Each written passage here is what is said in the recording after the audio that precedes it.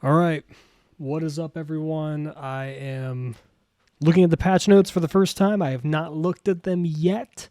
It's going to be my general reaction to it, all that kind of good stuff. And yeah, let's just get into it. So we've been waiting for this. Patch notes, March 21st, 2023. More tokens, blah, blah, blah. We already know about that. Token shop only contains series 4 and 5 cards and ultimate variants now. Cards can now be acquired from the shop in 2 different sections. So they have the shop update now. Cool. General seasonal series drop. So we got the series drop there. Cool. New card sounds for Thanos. And now Thanos has his update for that. But let's see the nerfs and stuff. All right. Balance updates. The unscheduled changes to Zabu and Silver Surfer made the metagame shifts for the last month more difficult for us to predict, and we weren't able to make timely adjustments for technical reasons. In that time, Thanos became one of our most dominant decks, yet his weak matchups versus Zabu and Surfer had really been holding the Mad Titan back. Shuri-based decks were another big winner here, and both of those archetypes have exceeded our tolerance for game balance. This patch's adjustments are aimed at restoring order and weakening each of them. We're continuing to explore updates and improvements to both our balance technology and philosophy around scheduling changes, and we look forward to sharing that with you too. So Thanos is down from a 6'11 to a 6'10. They say we increased Thanos' power in a previous patch that was built during the time when Zabu and Surfer were still suppressing the success of Thanos-based decks. We're happy to keep him at 9 plus power for Shang-Chi's sake, but given his recent success, we thought it's appropriate to pull him back on that buff just a touch. It won't impact the success dramatically. Space Stone. Okay, here's a big one. Space Stone. On reveal used to be next turn you can move one card to this location, draw a card. Now it's on reveal next turn you can move one card to this location, draw a card. So it's like Cloak now, which is the suggestion that so many people had. Instead of moving a card out, which makes Lockjaw insane, it moves a card in, like Cloak. I like this change. This is great. This is among the strongest stones in Thanos decks due to its ability to create a bonus Lockjaw trigger and disguise where strong cards might move. This change reduces its efficiency with the Lockjaw by removing the incentive to play Space Stone itself for a Lockjaw trigger, flattening the number of bonus trigger opportunities for Lockjaw, and restricting the strategic options for late game movement. Ooh, next, Quinjet. Now reduce cost to a minimum of 1. So you cannot have 0 mana stuff. It's just like Sarah now. This makes sense. I don't blame it. Cost reduction is powerful, and Quinjet is one of those very few cards capable of reducing multiple cards' energy to cost to 0. While we've enjoyed this interaction in some cases, such as the Hood's Demon, ultimately it creates both an ongoing risk for future design space. Yeah, this is just a future proof. I get it. Ooh, Red Skull. Red Skull, 515 ongoing cards plus 2 power. Now he's a 513. Enemy cards to the location get plus 1 power. This change is singularly aimed at reducing the strength of combining Red Skull, Shuri, and Taskmaster. Outside of those interactions, this change is mostly a buff to the base case usage for Red Skull, giving you 9 or 10 power to crowd location rather than 7 or 9. Okay. And She-Hulk drops from a 6'10 to a 6'9. She-Hulk is a key component in the strongest Shuri decks, but it sees widespread play in various decks due to its strength along Sunspot Wave, and Moon Girl. We mostly think that's cool, but she's more powerful than she needs to be for these combos. Here we go. Aero.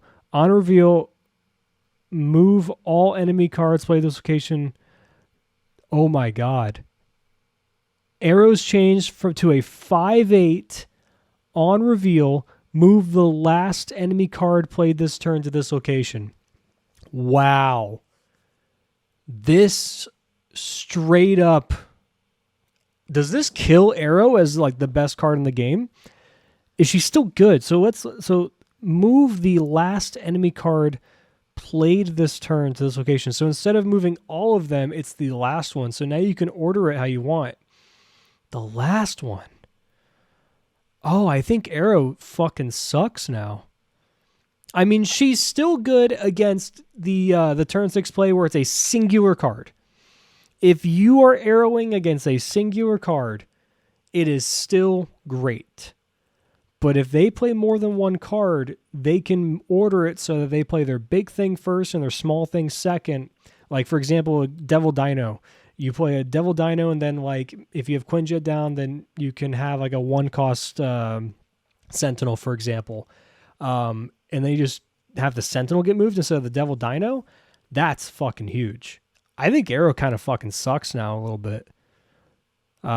This is great. They say Aero is a tricky card for us. The actual game balance for Aero has been healthy, and she fulfills a vital role in our game by providing interaction, especially against dangerously polarizing cards like Galactus. It's important for Aero to be versatile and strong in order to be a widely playable tech card, but we don't want her pushing the majority of other 5-cost cards out of decks. Unfortunately, that's the behavior we're seeing. Yeah, of course. Mystique, Absorberman, and Taskmaster. These cards now require the previously played card to be in play in order to copy its attributes. Oh my God. So you can't grab it from the graveyard anymore if it's in play. That's huge. That's huge. Oh, that's great. Let's see. Morbius. Morbius power no longer updates in hand or in deck, only at location. Null's power still updates in hand, but no longer updates in deck. Widow's Bite text only. While this is in your hand, cards in your deck cannot be drawn. While this is in your hand, you can't draw cards, is what it says now. All right. They didn't buff anything. I mean, you could technically argue that Red Skull is a buff as an individual card rather than a Shuri card. But bug fixes, known issues. Wow. All right. So quick thoughts. I think the changes to Mystique, Taskmaster, all that good stuff, and Absorbing are fantastic. They cannot look at things in the graveyard now. The change to Quinjet and Space Stone are huge for hurting Thanos, but not killing it. And I think Aero got straight up fucked. I think Aero is still good for those singular plays, similarly to when they cheat out opponent waves into Galactus. Still great for that. Aero still has a place in the meta, I think, but she is no longer the best card in Snap. Not even close anymore. She will still be a nice tech. That's it. She-Hulk, that's a fine nerf. The Red Skull thing's fine. Quinjet's good. This is a good update. It's a good update. Feels balanced. Feels. I'm skeptical a little bit on the Red Skull Shuri thing. I still think 26 power and 18 power for the She-Hulk thing is still pretty good, but we'll see. Let me know what you guys think. What do you think of this update? What do you think of the new changes? I think this is going to be a really good meta moving forward, especially with new cards dropping like Kitty Pryde and things like that. So let me know what you guys think in the comments down below, and I will see you next time.